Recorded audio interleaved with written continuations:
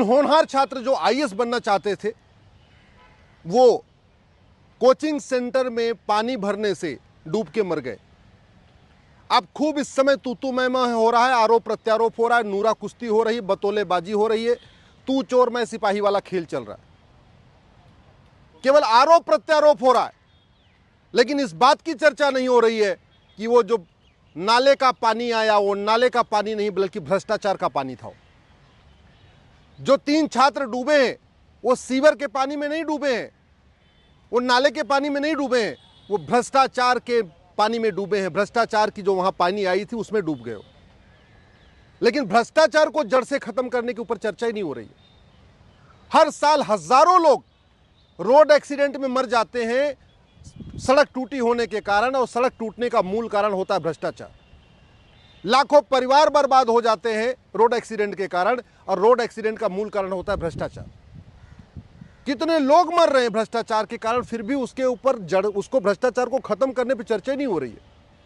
वैसे बात होगी कि भारत में भगवान श्री राम पैदा हुए, भगवान कृष्ण पैदा हुए, भगवान महावीर पैदा हुए, गौतम बुद्ध पैदा हुए, स्वामी विवेकानंद पैदा हुए, शंकराचार्य जी पैदा हुए, एक से बढ़कर ऋषि महर्षि देवी देवता सबने यही जन्म लिया। लेकिन इतना भ्रष्टाचार भारत में है, जितना भ्रष्टाचार भारत में इतना सिंगापुर में तो नहीं है, जापान में तो नहीं है, दुनिया के कई देशों में नहीं है। हमारे यहाँ एक्सीडेंट पे, समस्या पे चर्चा होती है, लेकिन मूल कारण स्थायी समाधान पे नहीं। जो वो 3 छात्र मरे हैं वो पानी में डूब के नहीं मरे हैं, बल्कि भ्रष्टाचार की सीवर लाइन में डूब के मरे हैं।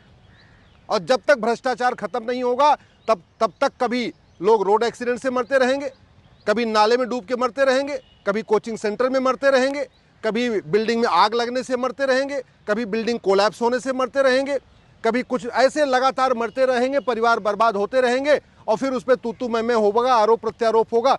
एक पॉलिटिकल पार्टी दूसरे पे आरोप लगाएगी, दूसरी तीसरे पे लगाएगी, और खेल चलता रहेगा।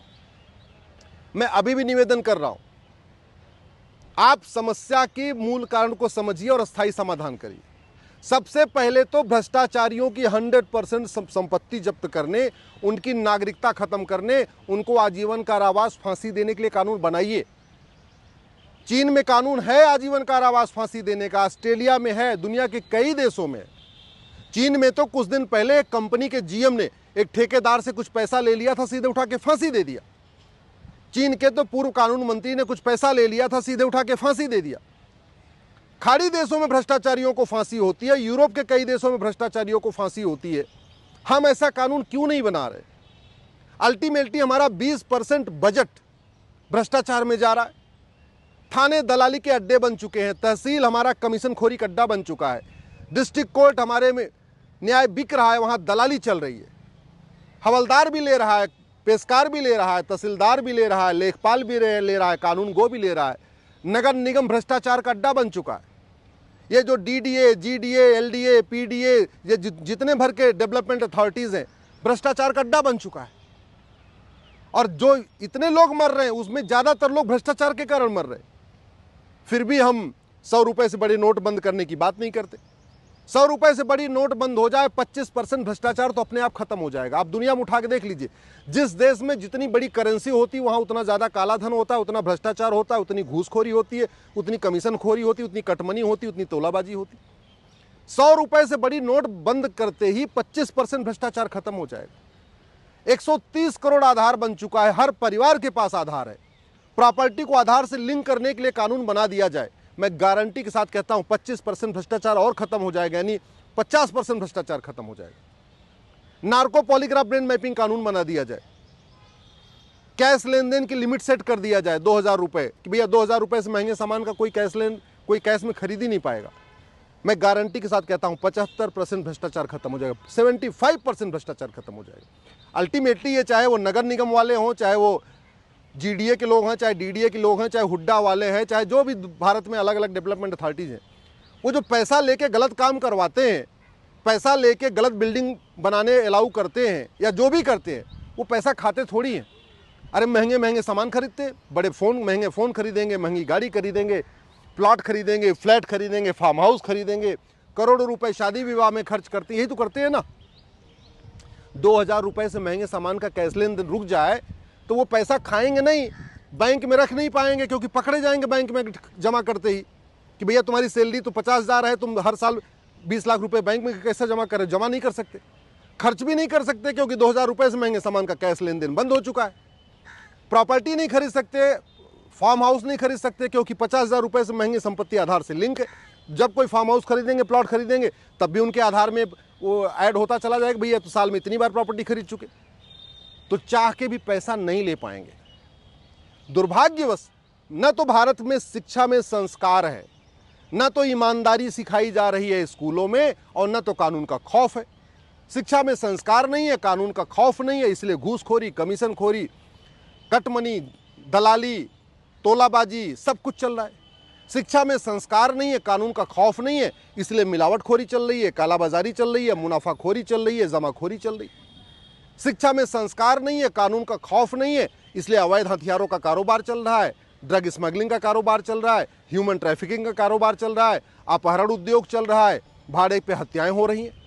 शिक्षा में संस्कार नहीं है, कानून का खौफ नहीं है, और कानून का खौफ नहीं है इसलिए बाकी और भी अपराध जो देश विरोधी का अपराध होते हैं, जासूसी, गद्दारी, सब चल रही है। पैसे, सारे सब कुछ पैसे के लिए होते हैं। केवल जस्टिस विद इन ईयर लागू कर दिया जाए ना, जस्टिस विद इन ईयर, कि जो भी अपराध करेगा साल भर के अंदर सजा होगी। मैं गारंटी के साथ कहता हूं, फिर कोई बच्चा नहीं मरेगा, फिर किसी कोचिंग सेंटर में पानी नहीं भरेगा। केवल जस्टिस विद इन ईयर लागू कर दिया जाए, 100% प्रॉपर्टी जब्त करने, नागरिकता खत्म करने और आजीवन कारावास, फांसी देने के लिए कानून बना दिया जाए भ्रष्टाचारियों को।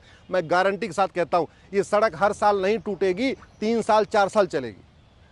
केवल कठोर कानून बना दिया जाए भ्रष्टाचारियों की 100% प्रॉपर्टी जब्त करने, नागरिकता खत्म करने, आजीवन कारावास, फांसी के लिए। ये जो सीवर लाइन जाम होते हैं ना, थोड़ी सी बारिश होती सीवर लाइन जाम होती, ये बंद हो जाएगी। ये जो सरकारी बिल्डिंग गिर जाती है, उसके छत टूटते रहते हैं, छत गिरते रहते हैं, ये बंद हो जाएगा। भारत की 50% समस्याओं का मूल कारण भ्रष्टाचार है। 50% समस्याओं का, चाहे वो छत गिरने का मूल कारण, चाहे वो सीवर लाइन चौक होने का मूल कारण, या सड़क बार बार टूटने का मूल कारण, सरकारी बिल्डिंग गिरने का मूल कारण, सरकारी हॉस्पिटल की बदहाली का मूल कारण, सरकारी स्कूल के बदहाली का मूल कारण, जो भी है इसका मूल कारण है भ्रष्टाचार। और पहली बात तो ये कोचिंग का धंधा इतना क्यों फल फूल रहा है? जानते हैं क्यों? क्योंकि जो पढ़ाया जाता है वो पूछा नहीं जाता। ये भी बहुत बड़ा रैकेट है, और जो पूछा जाता है वो पढ़ाया नहीं जाता। अरे भैया, जब जो BA BSc BCom में पढ़ा रहे हो उसको पूछो ना। बच्चा कॉलेज में पढ़ेगा, वहीं से सीधे एग्जाम दे लेगा, कोचिंग क्यों करना? कोचिंग माफियाओं ने पूरे एजुकेशन सिस्टम को हाईजैक कर लिया। स्कूल माफियाओं ने पूरे एजुकेशन सिस्टम को हाईजैक कर लिया। 5 लाख करोड़ का कोचिंग का धंधा चल रहा है, 5 लाख करोड़ का।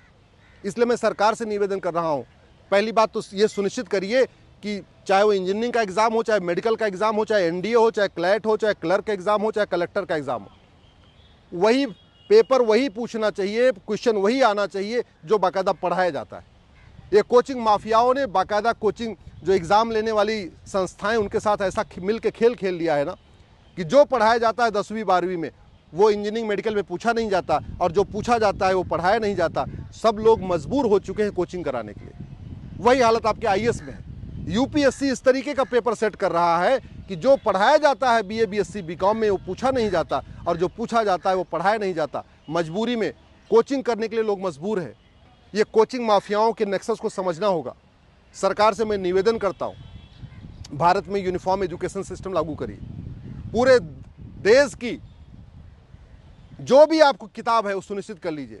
यूनिवर्सिटी का सिलेबस कॉमन होना चाहिए, स्कूल का सिलेबस कॉमन होना चाहिए, हायर सेकेंडरी का सिलेबस कॉमन होना चाहिए, सेकेंडरी का सिलेबस कॉमन होना चाहिए, ग्रेजुएशन का सिलेबस कॉमन होना चाहिए, और एग्ज़ाम में वही पूछना चाहिए जो पढ़ाया जाता है, और वही जो पढ़ाया जाता है वही पूछा जाए, जो पूछा जाता है वही पढ़ाया जाए। ये खेल बंद किया जाए, नहीं तो परिवार भी परेशान है, आर्थिक रूप से परेशान है, मानसिक रूप से परेशान है, शारीरिक रूप से परेशान है, और माफियाओं का खेल अपना निरंतर जारी है।